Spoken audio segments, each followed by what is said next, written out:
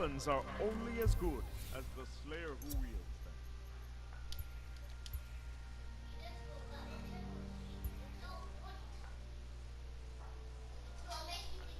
Shock Terra.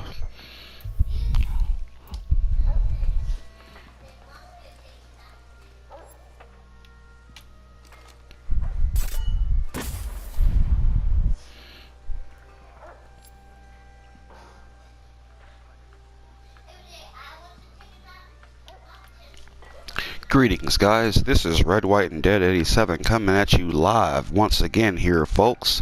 We are going to be diving into a little bit deeper into a tutorial here today, excluding the one that I made a little while earlier this morning. I realized that I had left out a few very important details, and I wanted to take the time to go back and actually go through it properly so I could give a better, full explanation. This is my current build setup right now. I prefer to use spray ring jackets, gloves, and covering kit because of the amount of speed I feel it gives me. Spray ring or strike down are some of the fastest gear in the game, in my opinion, mind you, because of the type of set slots that they have. As you can see, I have plenty of evasion moving. Plus 4 evasion gives me a dodge and vulnerability window of 35%. What this means is that by a 35 percentile ratio, immediately after I'm dodging, and also I believe during my dodge and vulnerability window itself, it has been increased by 35%. This means that I have a 35% increased chance of being more invulnerable and having my damage entirely negated.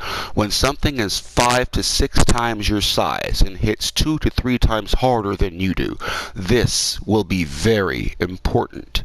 Because I prefer to use a pike for DPS, I also like to use, as you can see, fleet-footed, because following a dodge, movement speed is increased by 20% for 3 seconds.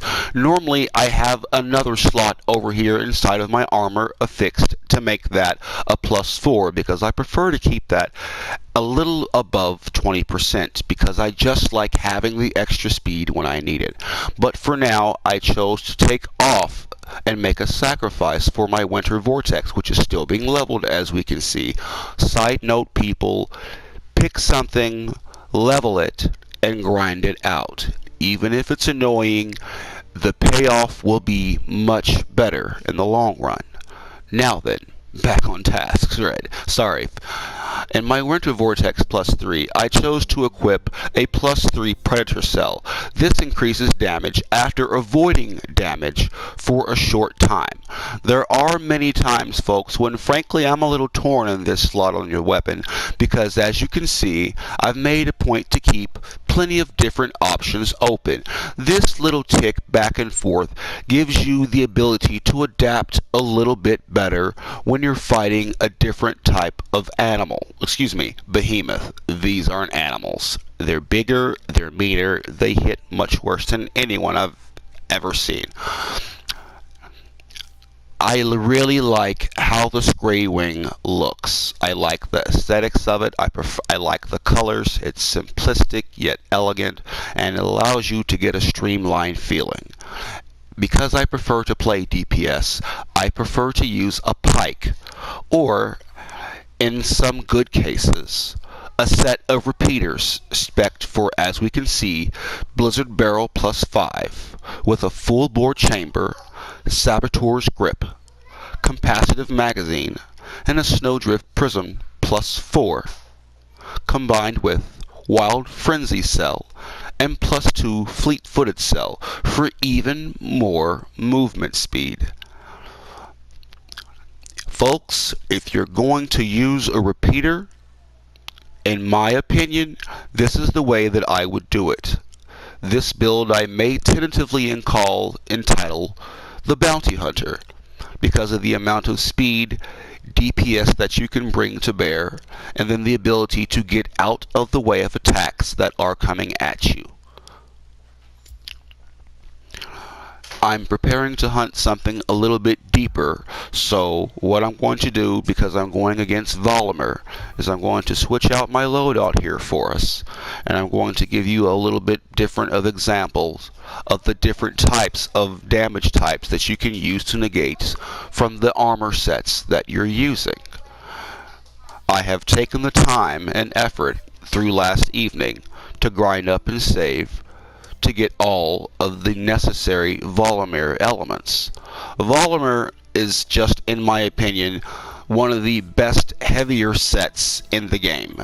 It may not be the strongest, but in all honesty, for the amount of defense that you receive at mid to higher tiers, and as well the differences in the types of cells that you can equip, make it a good set of everyman armor.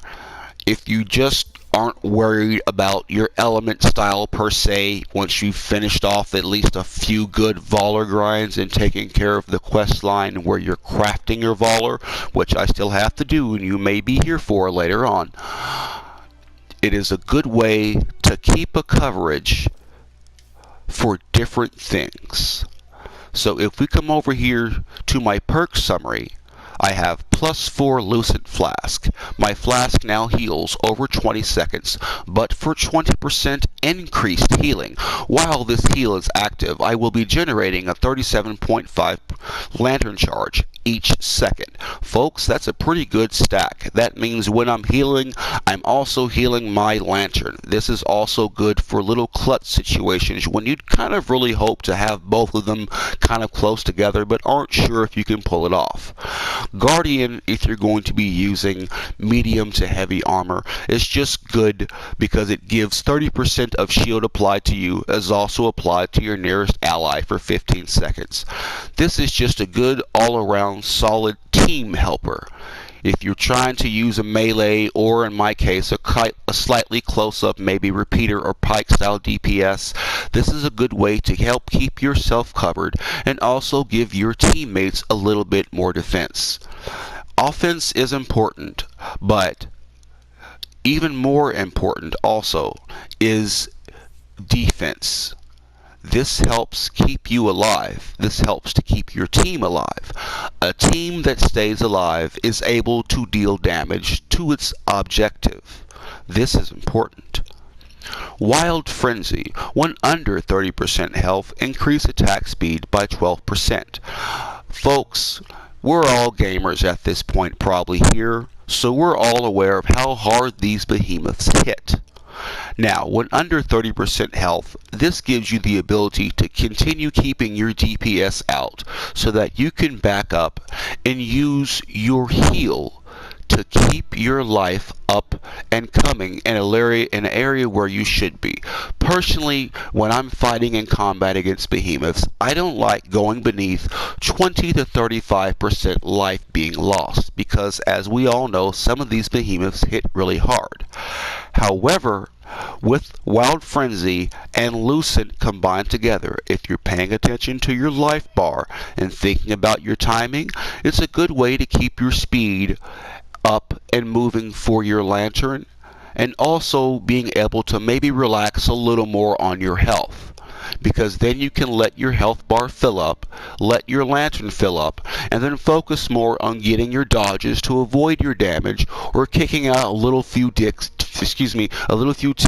of DPS. Sorry folks, I have a slight stutter, I can't help that, of DPS. I always prefer to keep a type of fleet-footed upon any type of armor that I prefer to pursue or use, because movement speed is just useful to get out of the way of things. This has been Red, White, and Dead 87. Oh, my apologies. Very nice affix. Wonderful little cell called 9 lives. Still in process. But if you ever come across this cell, folks, by all means, keep it in your inventory.